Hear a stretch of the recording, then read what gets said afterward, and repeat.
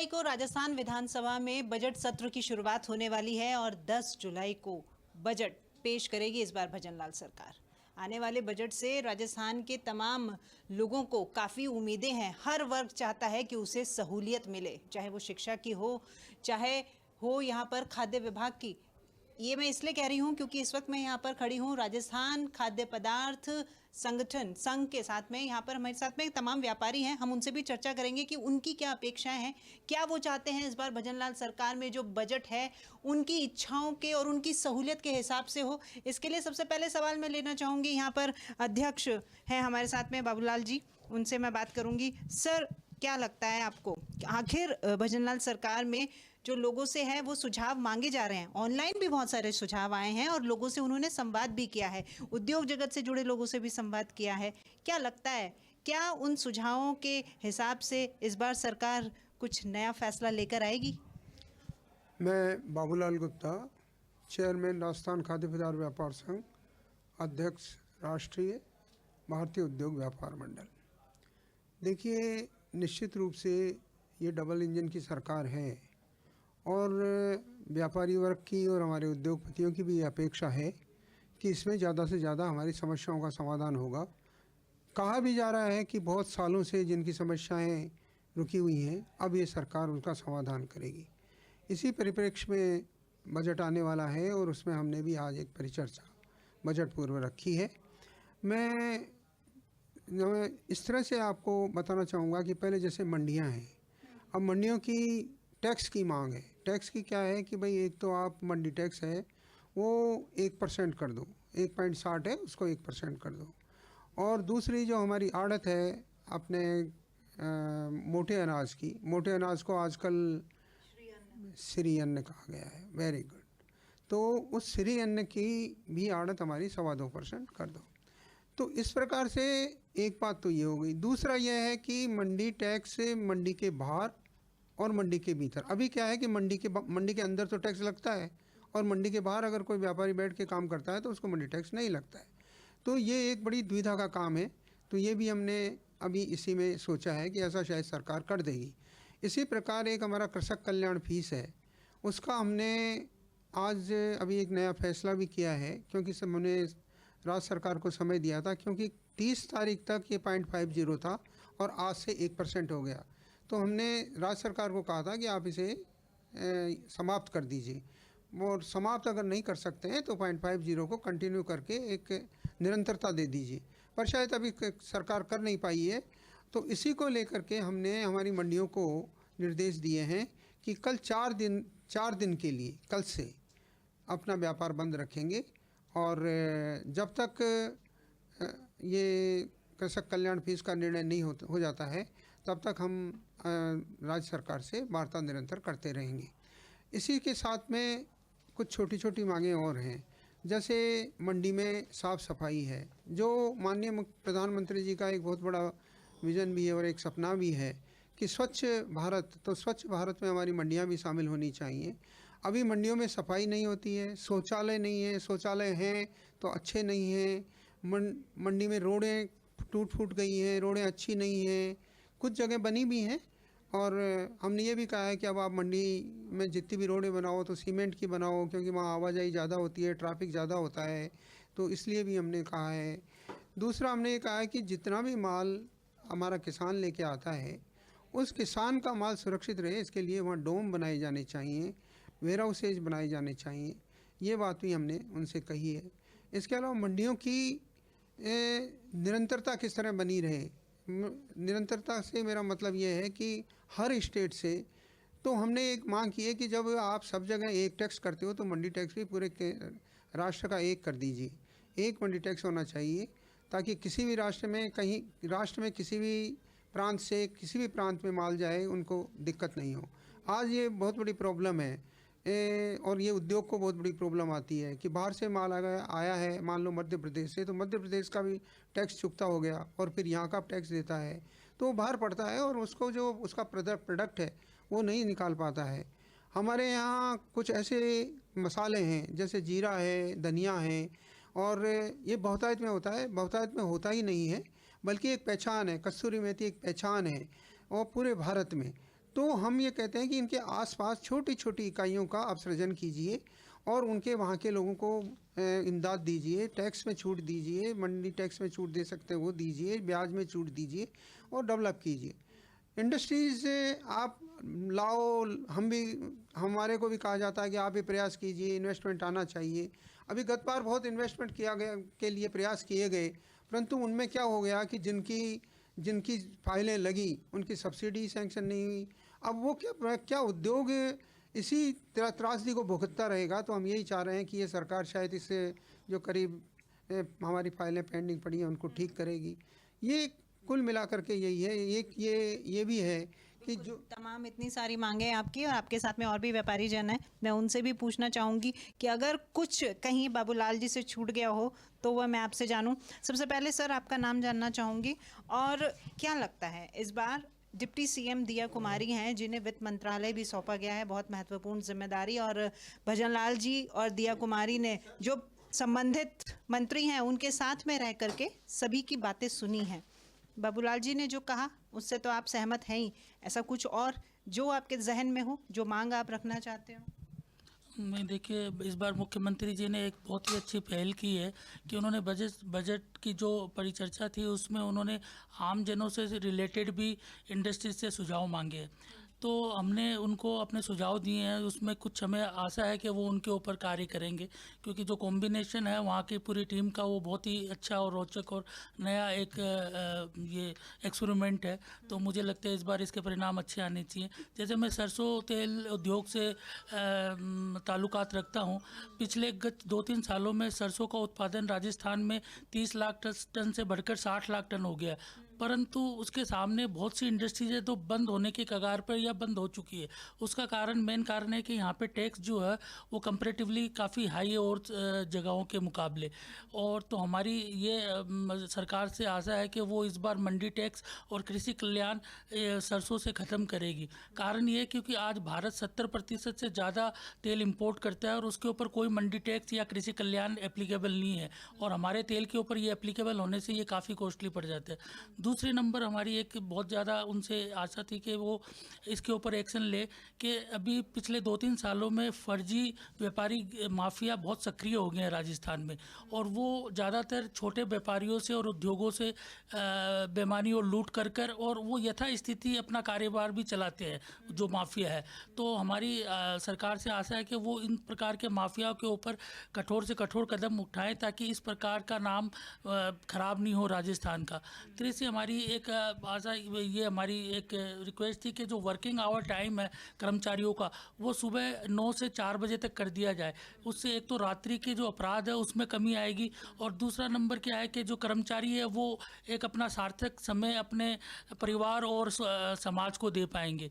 तो इस प्रकार से हमारा, और एक लास्ट हमारी जो एक और थी कि जो हिनियस क्राइम होते हैं जैसे कि मर्डर, साइबर क्राइम और रेप है, इस प्रकार की जो क्राइम का एजुकेशन है वो प्राइमरी स्टेज पे दिया जाए स्टूडेंट को क्लास 8 से, ताकि उसको शुरू से ही इस प्रकार के हिनियस क्राइम के दंड के विषय में मालूम और उनके मन में एक भय पैदा हो, ताकि आगे चलकर समाज में वो कोई काम ना कर पाए। लेकिन है ना, इस कड़ी में आपको मैं अभी बताना चाहूंगी कि आज से नए कानून लागू हो गए हैं, 3 नए कानून हुए हैं, प्रावधान भी बदल गए हैं और अमली जामा इसे पहनाया गया ही है। पिछली सरकार में इसकी घोषणा की थी मोदी जी ने और आज से लागू कर दिया है। तो हीनियस क्राइम ना हो, इसको लेकर के हमें जागरूक तो करना ही है।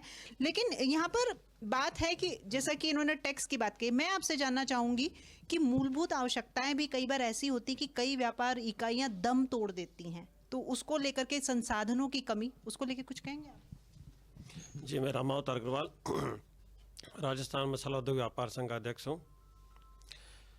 हमारे यहाँ मूलभूत आवश्यकताओं की तो हर जगह कमी है, मंडियों में भी है और उद्योग स्तर पर भी है। यहाँ पर 2 इंडस्ट्री एरिया जयपुर में बने हुए हैं, एक काकेटा डूंगर और एक जाटावल इंडस्ट्री एरिया। यहाँ पर करीब दोनों मिलाकर के 600 से 700 इकाइयाँ लगी हुई है, लेकिन उनमें बिजली, पानी और रोड की सुविधाएं नहीं है। मैं आशा करता हूँ नई सरकार से कि यहाँ ये सुविधाएं लागू हो ताकि उनको अच्छा एनवायरनमेंट मिले, हमारे उद्योगों को प्रगति मिले। इंडस्ट्री ज़्यादा लगने से ही एक तो जीएसटी का कलेक्शन अच्छा आता है, दूसरा हमारे यहाँ रोजगार का सृजन होता है। चलिए, ये कह रहे हैं कि तमाम संसाधनों की आवश्यकता हर एक इकाई को है, अगर वो दुरुस्त है तो उद्योग जगत भी दुरुस्त होगा और रीढ़ की हड्डी है, रेवेन्यू जनरेट होता है और इसका तो सही होना बेहद लाजमी है। पर परिचर्चा चल रही थी बजट में किस तरह की सुविधाएं मिलनी चाहिए व्यापार जगत से जुड़े हुए लोगों को, और वो हमारे साथ में बैठे हैं, वो प्रबुद्ध जन हमारे साथ हैं। ये परिचर्चा हम इनके साथ में कर रहे हैं, जानते हैं और क्या अपेक्षाएं ये चाहते हैं इस बार जो कि बजट में जुड़कर आए तो इनको भी राहत मिले।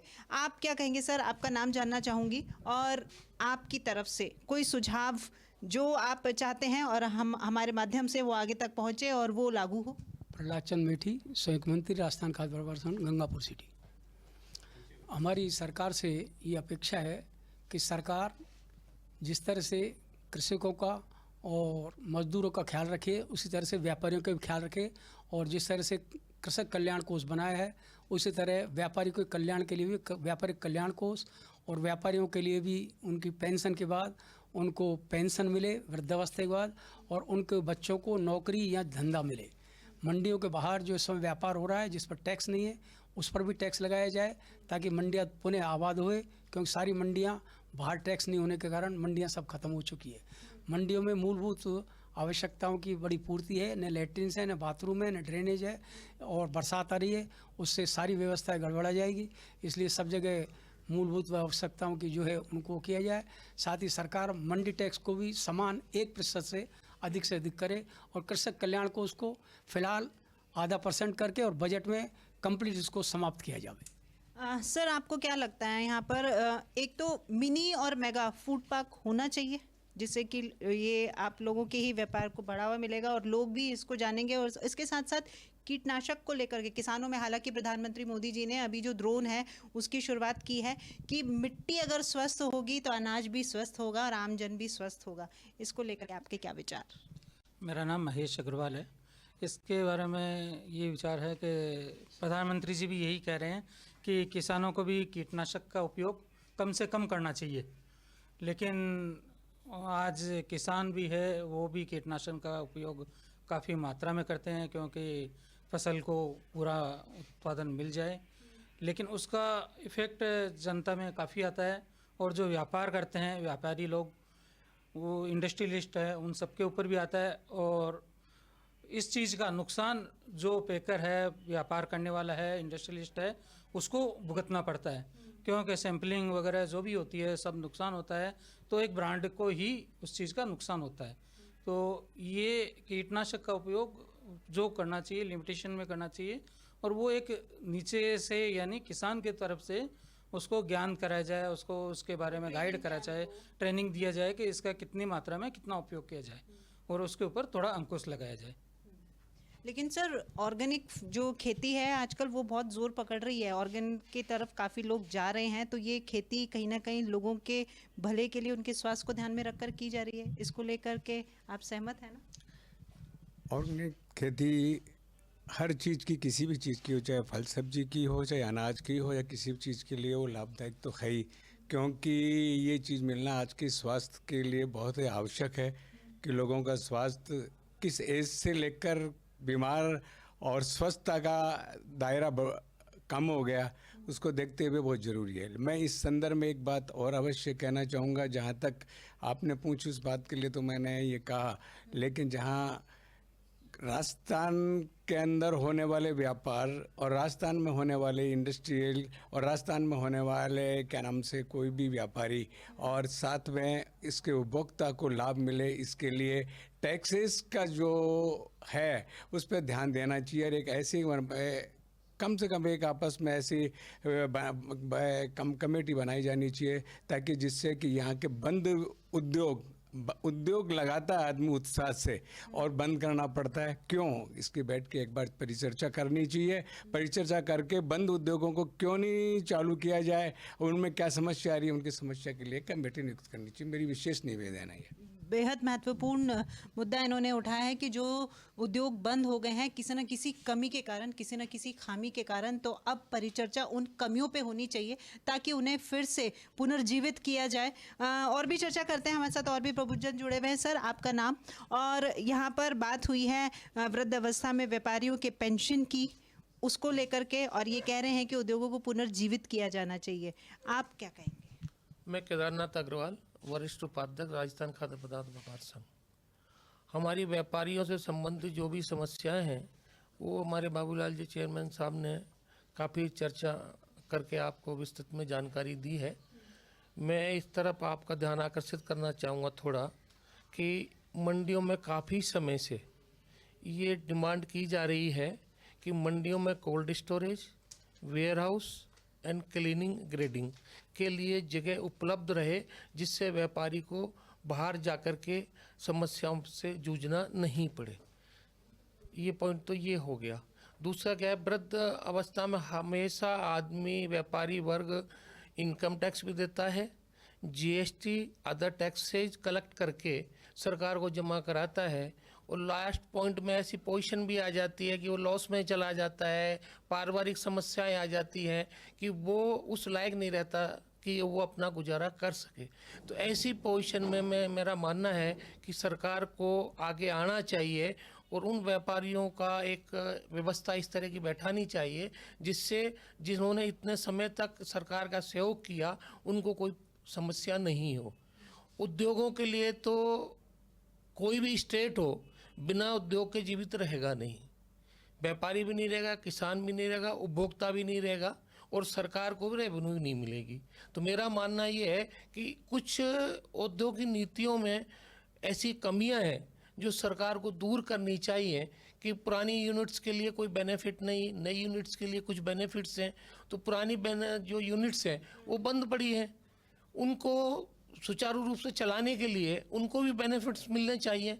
तो इसलिए सरकार को कोशिश करनी चाहिए कि उद्योग ज़्यादा से ज़्यादा लगे और उनकी जितनी भी एक सहयोग हो सकता है वो करना चाहिए। यानी रिवाइव करने की बात कर रहे हैं ये भी इंडस्ट्रीज को। जब संवाद हो ही रहा है तो संवाद क्यों ना एक स्तर ऊपर हो। कि हम आज जो है उसको बचाने की बात तो कर ही रहे हैं, लेकिन जो पहले से शुरू से हमारे साथ रहा है उसको कैसे हम साथ लेकर के चले, ये यहाँ पर विशेष तौर पर मांग है। देखिए, इन्होंने नीति की बात करी कि सरकार हर तरीके से बेनिफिट्स दे रही है, तो विश्वकर्मा उन्होंने एक निकाली थी पॉलिसी जिसमें शिल्पी वर्ग को उन्होंने सहारा दिया है, केंद्र सरकार ने, जो मजदूर लोग हैं उन लोग को। तो व्यापारी तो जो शुरू से हमेशा साथ रहते हैं वो भी अपनी मांग कर रहे हैं। आप सहमत हैं कि करना चाहिए सरकार को? मैं सहमत हूँ। और सबसे बड़ी बात, अभी आपने जो हमारे लिए जो एक दर्द का विषय था कि जो उद्योग धंधे बंद हो गए वो किस कारण से हुए, बाबूलाल जी गुप्ता साहब जो हमारे अध्यक्ष हैं उन्होंने नपेतुले शब्दों में जो बात कही है, बिल्कुल मैं उनकी बात का समर्थक हूँ तहे दिल से, कि जो करों में जो विषमता है आसपास के राज्यों में कम है और हमारे यहाँ ज़्यादा है। मैं दाल मिल का रिप्रेजेंटेटिव कर रहा हूँ, मैं Pawan Agarwal, senior vice president Jaipur dal mill association. हमारे 1.5 से 2 रुपये किलो का अंतर आ रहा है मैम। 1% जैसे के 0.5, कृषि मंडी 1.60, तो 1.10 का मतलब है 1.5 से 2 रुपये किलो प्रति किलो दाल बढ़ना। तो वो भार किस पे आना है? उपभोक्ता पे आना है।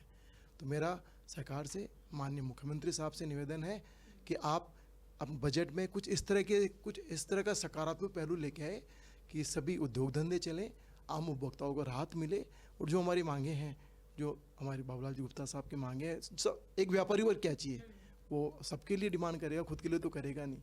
वो सबका पेट बढ़ता है, रोजगार के नए सर्जन उपलब्ध कराता है। तो कृपया उस पर ध्यान दें। धन्यवाद। तो ये एकजुट मांग है, किसी एक की मांग नहीं है, पूरा संघ यहाँ पर मांग कर रहा है। आपकी कोई ऐसी और राय जो आप रखना चाहते हैं? लेकिन एक सवाल मेरा खुद का पर्सनल है, जैसे कि आपके मंडी में मूलभूत आवश्यकताओं की कमी है, लेकिन उसी के साथ साथ हीनियस क्राइम की भी बात हो रही थी। तो क्या आपको लगता है कि मंडी में जितने भी लोग आते हैं उनका पूरी तरीके से डॉक्यूमेंट्स वेरिफिकेशन होकर के ही उनको काम पे रखा जाता है? और अगर नहीं रखा जाता है तो जो भी व्यापारी अपने से संबंधित किसी को रख रहा है, कल को किसी तरह की घटना होती है तो क्या लगता है ये काम होना चाहिए वेरिफिकेशन? बिल्कुल होना चाहिए, लेकिन अभी तक इतनी जागरूकता हमारे मंडी में नहीं है। तो जागरूकता का एकदम उसका संचालन किया जाए, बहुत बढ़िया सुझाव है और ऐसा होना भी चाहिए। और दूसरा, हमारा जो व्यापार घट रहा है वो सिर्फ टैक्स की विसंगतियों से घट रहा है। हमारे जयपुर के अंदर मंडी के अंदर टैक्स है, मंडी के बाहर टैक्स नहीं है। बराबर पड़ोसी राज्य है, वहाँ टैक्स बहुत कम है, जबकि हमारे राजस्थान में टैक्स ज़्यादा है। तो ये विसंगतियाँ है, तो इससे हमारे कृषि भाइयों को भी परेशानी हो रही है, व्यापारियों को परेशानी हो रही है, दोनों को परेशानी हो रही है। तो कम से कम हमारे सरकार से विनम्र प्रार्थना है कि विसंगतियों को दूर करें और हमारे मोदी जी का जो मिशन है उसको एक राष्ट्र का है, एक टैक्स का है, उसको बिल्कुल सुचारू रूप से किया जाए। तो स्वच्छ भारत अभियान, सबका साथ, सबका विकास, इसी की बात की है मोदी जी ने और इसी तर्ज पर भजनलाल सरकार भी काम कर रही है। जैसा कि प्री बैठकों के दौर में लगातार अलग अलग वर्ग के प्रतिनिधियों के उन्होंने बुलाया, अपने साथ में डिप्टी सीएम और उससे संबंधित जिस भी विभाग के प्रतिनिधि पहुंचे उस संबंधित मंत्रियों को भी उन्होंने बुलाया है। हम यहाँ पे बात कर रहे हैं व्यापार संघ की। व्यापार संघ ने अपनी जो समस्याएं हैं, जो वो चाहते हैं, जो उनकी सुझाव उन्होंने सीएम साहब के साथ में साझा किए और जो हमारे साथ साझा किए वो उन्होंने अपने इस पटल पर रख ही दिए हैं। ये बात पहुंचेगी आगे तक। अगर इन सुझावों को ध्यान में रखा जाए तो राजस्थान में जो व्यापार, उद्योग व्यापार है, उसको एक नए पंख लग जाएंगे। कैमरा पर्सन विजयनाथ मिश्रा के साथ मैं राखी सिंह, समाचार प्लस, जयपुर।